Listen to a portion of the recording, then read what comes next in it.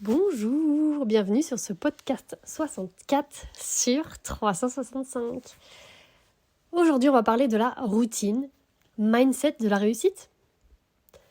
Donc, bienvenue sur ce podcast. Tu sais que quand je commence un podcast, ça m'arrive d'avoir 1000 idées en même temps, tu vois, et d'avoir du mal à choisir un sujet.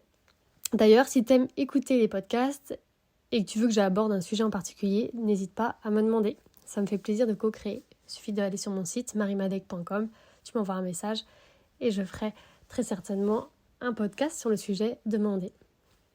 Aujourd'hui, je voulais te parler de mindset, l'état d'esprit.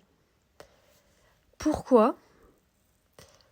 Parce que le mindset, en fait, ce que j'ai remarqué, c'est que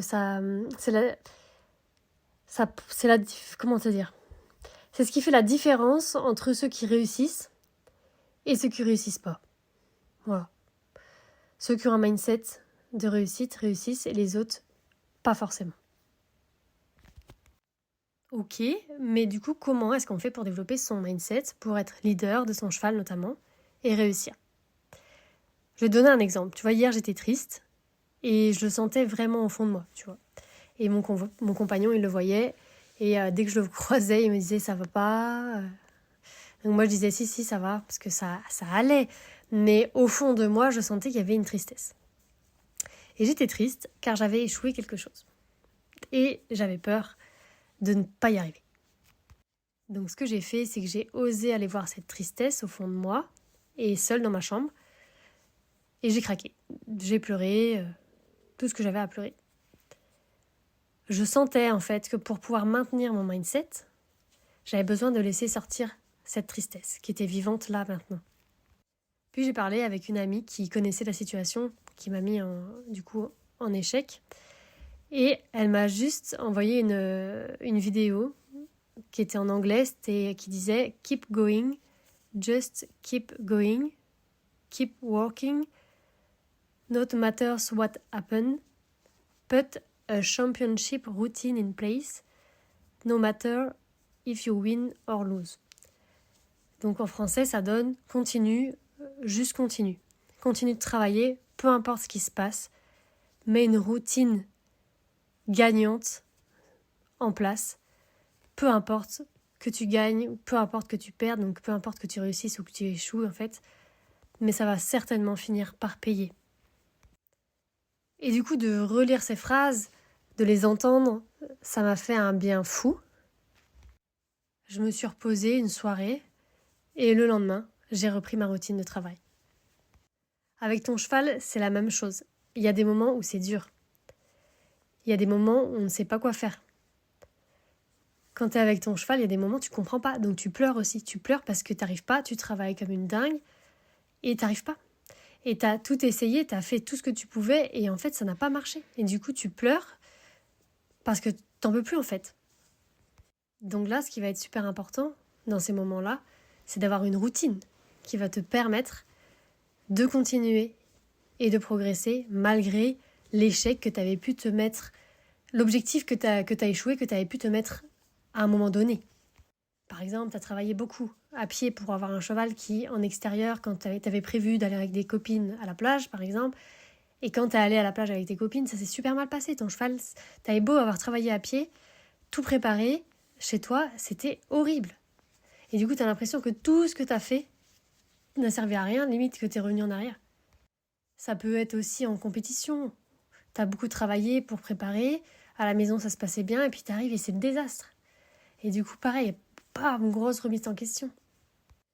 Donc là, c'est important d'avoir une routine, et bien évidemment, de transformer une partie de cette routine pour pouvoir s'améliorer là où ça a péché en fait.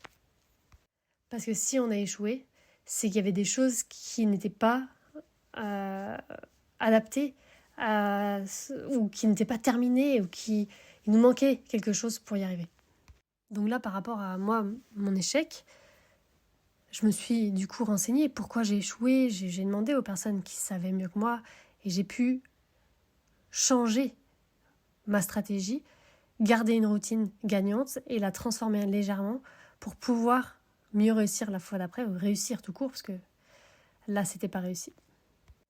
par rapport à ton cheval, par rapport au fait de réussir avec ton cheval, nous, dans l'académie, du coup, on a créé une routine gagnante pour vous, en fait, pour votre couple.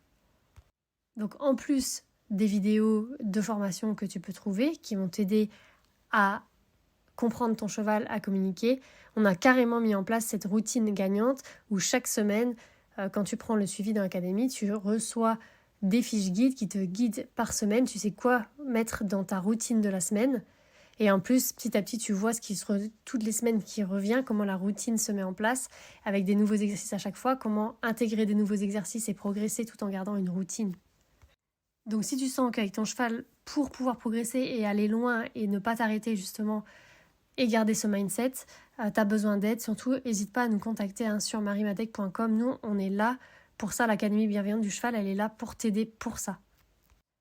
La routine, elle n'est pas là pour nous enfermer. Elle est là pour nous porter, pour nous soutenir, quand justement les choses sont difficiles. Elle nous permet de combler des besoins et de nous épanouir. Donc si une routine que tu as là, toi actuellement, te force de quelque manière que ce soit, c'est qu'elle n'est pas porteuse. Elle peut être bonne à 80%, mais 20% peut être lourd, et donc tu vas aller voir qu'est-ce qui est lourd dans cette routine et qu'est-ce que je peux modifier. Est-ce que c'est au niveau du temps? Donc par exemple faire plus court mes séances. Est-ce que c'est sur la forme? Etc. Donc moi avec mes chevaux par exemple, j'ai comme routine de mixer les leaderships et de faire du balancement en leadership dominant à chaque séance. Est-ce que c'est lourd? Non. Car il y a des jours, par exemple, je vais faire du balancement de côté. Parfois, je vais faire d'avant en arrière. Parfois, je vais faire en licol. Parfois, je vais faire en liberté. Des fois, je fais à pied. Des fois, je fais à cheval. Enfin, voilà. Du coup, même si c'est une routine, c'est toujours pareil. Eh ben, ça change au niveau du coup de la forme. Pareil au niveau du temps. Parfois, je vais faire un tout petit peu de balancement. Des fois, je vais en faire beaucoup plus. En ce qui concerne, par exemple, le leadership passif, je ne vais pas le placer systématiquement au début de la séance ou à la fin. Je le place quand je veux dans une séance. Je sais que je veux le placer une fois dans la séance, au moins, et je le place quand je le sens. Donc en fait, dans ma routine, je garde ce côté spontanéité et ce qui rend en fait plus magique les séances. Enfin, moi, j'adore la spontanéité, j'ai besoin de ça. Mais de fait de garder cette routine, ça me permet de progresser encore et encore. Donc faire que de la spontanéité, ça va moins faire progresser, et que la routine, ça peut devenir ennuyant. Donc voilà, j'espère que ce sujet de podcast aura pu t'aider, et je te dis à demain pour le prochain podcast.